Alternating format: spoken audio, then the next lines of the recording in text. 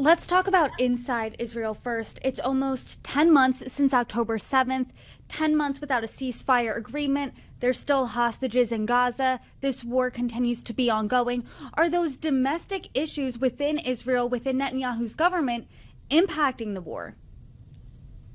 I think so, insofar as Netanyahu obviously is conscious of how it affects his own personal political position.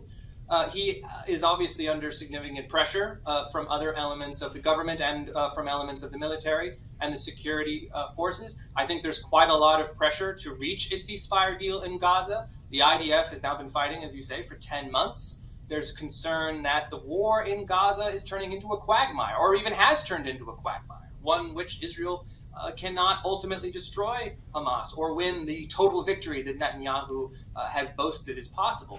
That being said, Netanyahu's near-term political position appears pretty well secure. The Knesset, the Israeli parliament, has gone on leave. It won't reconvene for some time. That means any chance of a leadership challenge against Netanyahu or a vote of confidence that may bring on new elections has been postponed until later this year at the earliest. So his own political position appears relatively secure, at least for the time being. That being said, he's holding together a very fragile political coalition. He himself is concerned about what might happen if he loses his position. There are, of course, corruption charges hanging over him from a previous administration. So he's trying to navigate this position as best he can to maintain his own security and the security of Israel. And then again, as I mentioned, the question of continued U.S. support. The relationship between Netanyahu and Biden is obviously not good.